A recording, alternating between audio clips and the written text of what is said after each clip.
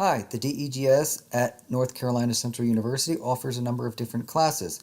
We encompass the social geography, such as introductory geography, world regional geography, as well as quantitative geography, such as GIS and geostatistics. In this particular tutorial, I'm going to talk about some travel that I did in the past, and hopefully we'll kind of talk about future travel in the future, where we talk about different qualitative and physical geography issues that we've looked at. In this particular tutorial or class, I'm going to talk about a trip that I took to Alaska and Seattle in the summer of 2016. A couple things about Alaska. I've only been there once before, and I took a cruise ship there. Alaska is the largest state in the U.S. It's more than twice the size of Texas. It was originally settled by the Russians, but they sold it to the United States in the 1860s, so it was called Seward's Folly. Seward was the Secretary of State at the time of the purchase. It's got a population about 3 times that of Durham County, so it's relatively small for this entirely large area. It's got about 1 person per square mile when we look at arithmetic population density. In terms of time zones, it's about 4 to 5 hours behind Eastern Standard Time Zone, and there's no way to drive in or out of many of the towns, and we'll look at a couple here. But the city of Anchorage is connected to mainland through Canada, but a lot of it isn't. Rent, resources, access to resources besides gas or oil is relatively high. So when I'll talk about Alaska, a single bedroom apartment in Alaska will run you about $1,000 a month. And then many people will suffer from seasonal disorders. We'll talk about that. And then we'll talk about the actual physical geography of places where I went, where a place like Ketchikan receives about 200 inches of rain per year. But before, and I'll show you the map here of what we did. This is a map of Alaska here, so you can see the scale of it. Amazingly big here, and the area that we focused on is southeast of Alaska. Anchorage is right in the middle here, and then Fairbanks, where the University of Alaska is located, is in the interior of Alaska, where you get extremely low temperatures. But we weren't in that particular place. So when we focus in on southeast Alaska, we went to Ketchikan, Juneau, Sitka is over here, right on the edge of the Pacific Ocean, and then went to a place called Glacier Bay. But before we went there, we flew into Seattle. So we flew from North Carolina, we flew into Seattle. One thing that we all have probably heard of with Seattle is the Space Needle. This is the Space Needle. This is at a large park or area called Seattle Center. And this is about 605 feet high, and it was built, it's probably one of the most identifiable buildings in Seattle, if not the most. It was built in commemoration of the 1962 World's Fair. So you can see the Seattle Center right here. This has got places like the Experience Music Project, the Chihuly Art Museum, the Pacific Science Center. This has this large fountain right here, and we'll look at these in a little bit here. The other thing about Seattle is the physical geography of Seattle here. We flew out on a Thursday, and we were going to run the Seattle Marathon on a Saturday. So on Friday, we found a nice jogging trail so we could warm up for the marathon. One thing about Seattle is the physical geography. It's along the Cascade Mountains. Cascade Mountains are mountains that run from northern California all the way up to the northern Washington here. In Washington state alone, there are 5 active or potentially active volcanoes, of which this is Mount Rainier, which is one of them. This is 411 feet tall. You can see this was taken in June, so you can still see the ice of this. And you can see this is about 55 miles away. The last eruptions were major eruptions, or relatively major eruptions, were in the 1850s, and they've had some intermittent ones throughout. This could potentially be active here, but you can imagine if this were to erupt, how many people this would affect. This would flash melt and literally go into the Puget Sound. This is the Elliott Bay, which is an arm of the Puget Sound that goes out to the Pacific Ocean. So people south of Seattle in Tacoma and Olympia and Auburn, there's a military base there called Fort Lewis, would be majorly affected by this. A lot of the buildings of, say, Ording and Tacoma are built on the lahars of previous eruptions of Mount Rainier. With it, going to Seattle, this is the first Starbucks here. I'm not into Starbucks too much, but we had to stop by there.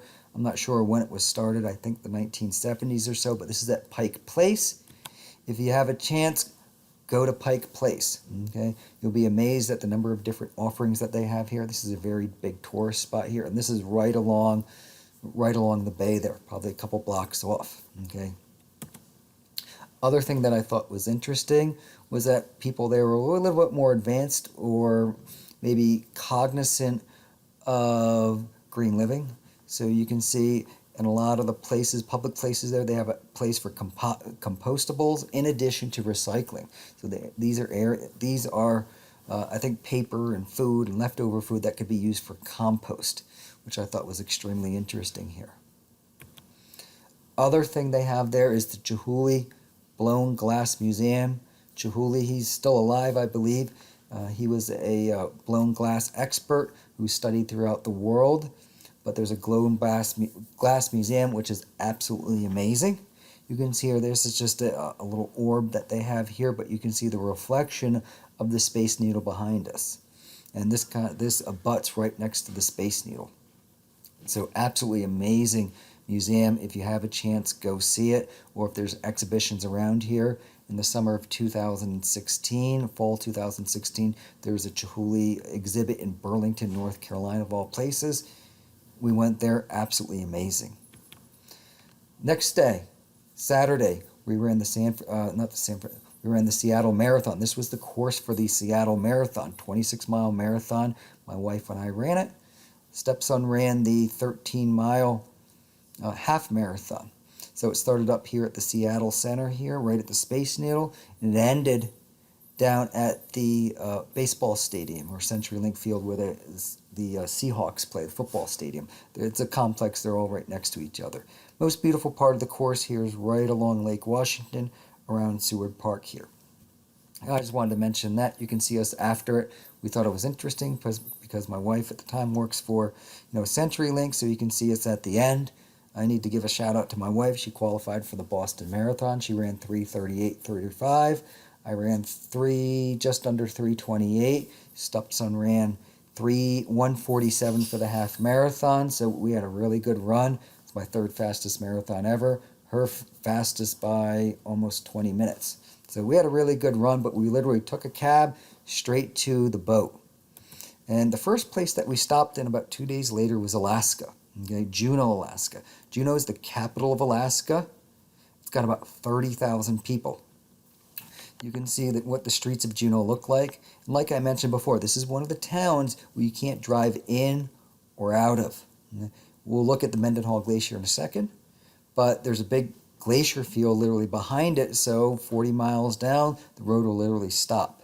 So as you can imagine, any imports need to be flown in or shipped in via ship. Okay, so as you can imagine, there are going to be some necessities, pizza, bread, a lot of groceries. The prices of them are going to be much higher. You can see here, space is going to be very limited.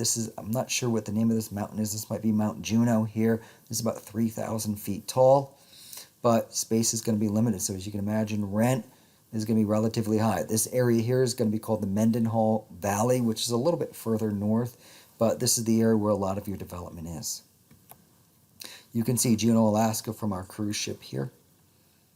Okay, so this is downtown Juneau, the capital of Alaska, which is hundreds of miles from Anchorage, which is the largest city. They have little excursions. I took one of the kids on a whale watching excursion here, so you can see the actual flute of the whale coming out. And then we went over to Mendenhall Glacier. This is about 12 miles north of the city of Juneau. And this is a glacier here. This has been receding about 30 meters a year for the last 100 years. So this glacier is about 12 meters long. It forms in this big ice field that prevents a lot of the vehicular transportation in and out of Juneau. But this has been retreating a lot due to global warming, 100 feet a year. So as you can imagine, this area here where we're standing was once covered up by ice a long time ago. You can see the waterfall over here where part of the glacier is coming out, or melting here. So as you get a little bit closer, you can see what this looks like. Okay, this is amazing, and then you can see the Mendenhall Glacier here. Okay, so you can see the profound effects of global warming and global climate change. The next place we went was Glacier Bay. Glacier Bay here is a little bit further north here. You can see where it is right here at the arm of Alaska. There's an area called Mount Fairweather, which is about 15,000 feet, and it's right kind of at the corner of Canada. So this is called Glacier Bay. As you can imagine, there's a lot of glaciers there. They had native people who lived in this area here, or their ancestors lived there in the 1600s, and I thought this was interesting because the glaciers actually kind of came out in the 1600s, which displaced a lot of the people to the town of Hoona on the other parts of the islands here, or the southern islands here. And then in the 1700s, these glaciers started to retreat. A couple of them in this area are actually starting to grow, but in the 1700s, they started to retreat. I thought this was interesting because this was before the Industrial Revolution, when we started to see notable increases in global temperature. So I thought it was interesting. So when we talk about global climate change, global warming, I think there's kind of a natural element that's part of it too. So I thought it was interesting. And you can see the blue lines here. You might not be able to see them as well here, but you can see the different years that they've receded. This is one of the glaciers here. You can see the moraines. I believe this is called lateral moraine. Okay, this rock and accumulation that the glacier takes with it and transports it down into the arm of Glacier Bay here. This is another glacier here. We didn't see any calving in this instance here, but this is the glacier coming out of the mountains here. Okay, I thought this was interesting. This was taken at about 10 o'clock at night. So as you go further and further north, this was taken at about the summer solstice. This was taken June 21st, 22nd. We ran the marathon on the 18th, so this is a couple days later. So this is about the longest day in Alaska, and this is taken at about 10 o'clock at night, and you can see how light it is still. I thought this was kind of interesting because we have, 18, 20-hour length days, but during the winter, it's going to be entirely opposite. So you can see people suffering from seasonal affective disorders and some of the effects of that, maybe alcoholism, suicide rates, or other types of things or disorders or instances that are going to be affected by that. Next day we went to Sitka, Alaska. Sitka was originally the capital of Alaska when we bought it from the United States. It was settled by the Russians, so you can see the Russian architecture right here. I believe this is called St. Michael's in the middle of town. Sitka has a population of about 8,800 people. I thought this was interesting here as we walked along. You can see the tsunami evacuation route. So some of the issues that we deal with in the Pacific Northwest, all the way from Northern California, all the way up through Alaska, is tsunamis. Okay, it's located at a plate boundary. So at these plate boundaries, we might have undersea earthquakes, which are going to trigger tsunamis. Okay, and typically these tsunamis won't take very long to reach the coast. So I thought this was interesting. This is a dormant volcano right now called Mount Edgecombe. You can see this from Sitka, Alaska. I think the last eruption of this was about 2200 BCE, so about 4,000 years ago. And I'll show you a map to see where this is, but you can see this is relatively dormant here. Okay. This is on a separate island from Sitka, so you can see Sitka right here. This is Mount Edgecombe right here, so you can see the contours. And it's on Krusoff Island, and I believe that Sitka is on Baranof Island. And you can see the scale here, so this volcano, you can see it's probably about 15, 16 miles away according to our scale right here. Next place we went to was Ketchikan, Alaska. Ketchikan is in the very southeast of Alaska. It has about 15,000 people. And in 1949, it received 202 inches of rain per year. This area doesn't get a lot of snow. It gets a lot of rain because it's right on the ocean. So it gets a lot of that evaporation. It's right near the mountains. So you get a lot of that orographic precipitation from this cold, moist water that is kind of getting it from the Pacific Ocean. Okay, that's being evaporated from the Pacific Ocean and then immediately being deposited when it hits that orography or the orographic precipitation. I thought this was neat. You can see literally these are sidewalks that go up and connect these areas. So I thought that was fairly interesting.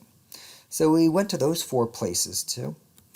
Okay, we stopped in Victoria. Okay, this is the capital of British Columbia, the Canadian province of British Columbia. This isn't the largest city. The largest city is Vancouver, which is on the mainland. But Victoria is on Vancouver Island, which is a relatively large island. And a lot of the Canadian and British influence here. When we got done, we went back to Alaska for a couple more. We went back to Seattle for a couple more days. Since we weren't in training, we stopped by this place called Biscuit Bitch. They serve a lot of biscuits, so we weren't training, so we could kind of eat to our heart's content. We thought this was kind of a neat Seattle staple.